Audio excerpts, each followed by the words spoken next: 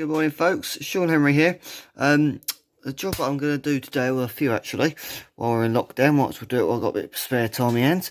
One of which is the advance curve on the ignition.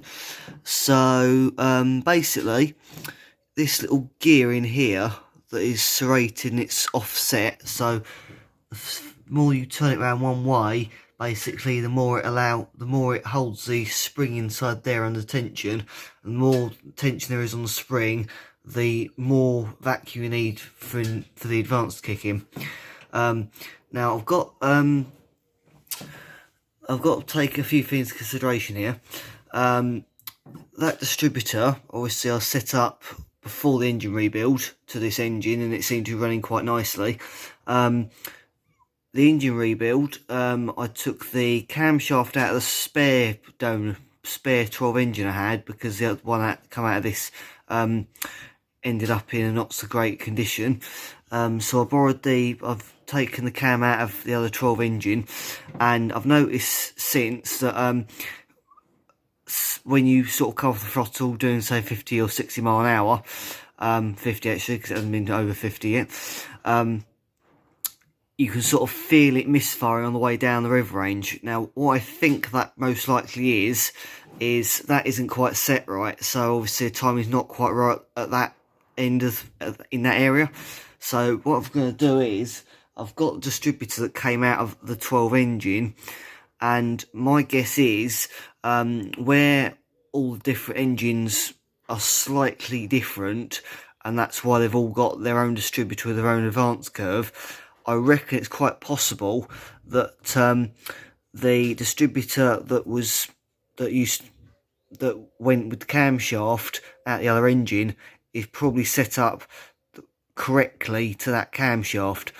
So what I'm going to do is I'm going to have a look at the other distributor and see if I can replicate what that distributor setting is, and see if it makes any difference. Obviously I won't be able to test drive it particularly well as yet, but obviously at least if I know it's done, then it's waiting for me to do that. Right, so here we go. I've just pulled this out of my shelf, and this is what I call my distributor box. And basically, if we have a look at all these little bits of spare bobs we've got here, this is all the little bits and bobs that I've pulled out of various distributors in order to make the one up that I've got in the car now. And the one that we want to look at is this one here. Now, this was the one that actually came out of that engine where the camshaft came out of. So what I'm going to try and do, as I said, see if it will actually focus, you never know. No, that's just focusing the wrong way, typical. Fit in there, bet you it won't. Ah, that's slightly better. So where my finger is there is a serrated gear. See if I can get that to focus in properly on it. There we go, that's better.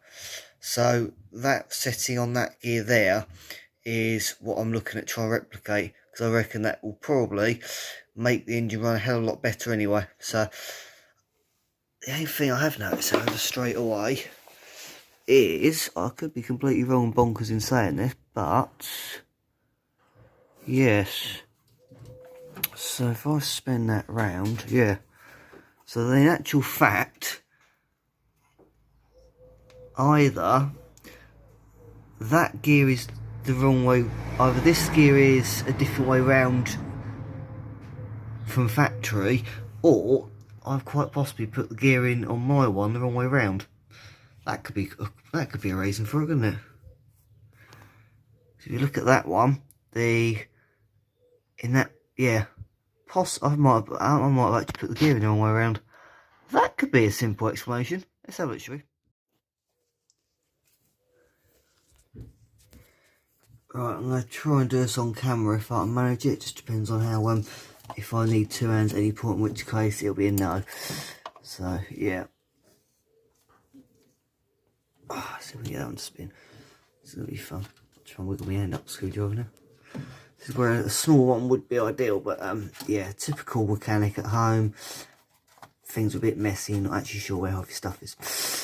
So you use whatever you can put your hand on, basically. Right, okay, put that up there out of the way, job's a good one. Right. Now this one here has actually got one of the cap clips on it as well, so I've got to make sure I don't lose that.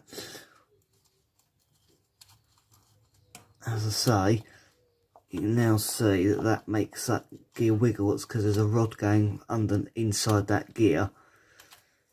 So yes, right, there we go, that's coming off, like so. There we go. Right, that one's now out of place, that's bonus. There we go, put that on top of the cover for a minute, that'd be fine. And then just get this one here out the last little bit. Oh, that is already out, job's good.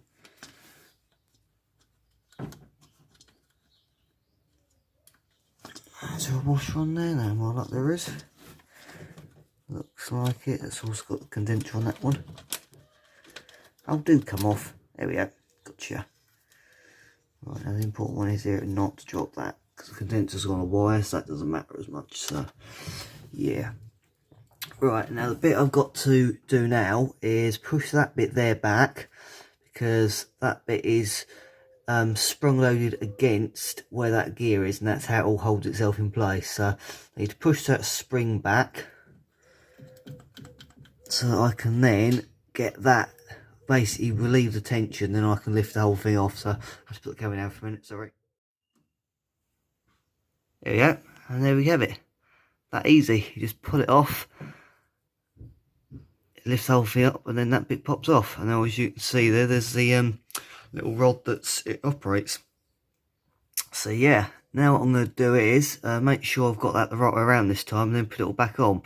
And theoretically speaking, next time I drive it, I should feel a difference, because obviously, let me think, if it was that way round beforehand, that's going to have meant that it was potentially quite retarded, actually. So we might actually be able to get a few horsepower back here. Happy days.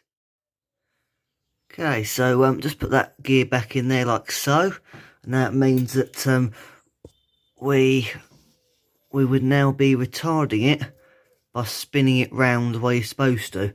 So yeah, happy with that. Hopefully it's going to work. I've put it back in the same position it was in the other distributor, so it's basically on the second notching on that end. And now I've just noticed something else that I'm going to do while I'm here. Now this is one of the springs that holds the cap on. Now if I get the other one that was just on it, you'll notice the difference and why I'm doing it. So that is one of the ones that was just on it. In fact, it was that one right there. Now if I put them side by side, you might notice a significant difference. Well, not much to be fair, but basically, for one, this one here is slightly thicker.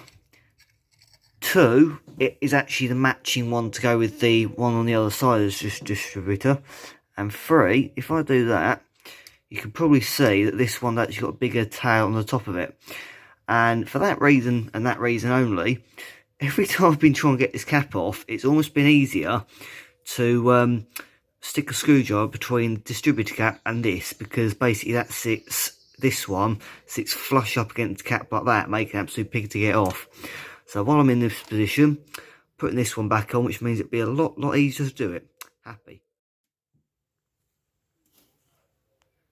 Right, and there we have it. So I've put the two springs back on, and I've also obviously put that back in the right place.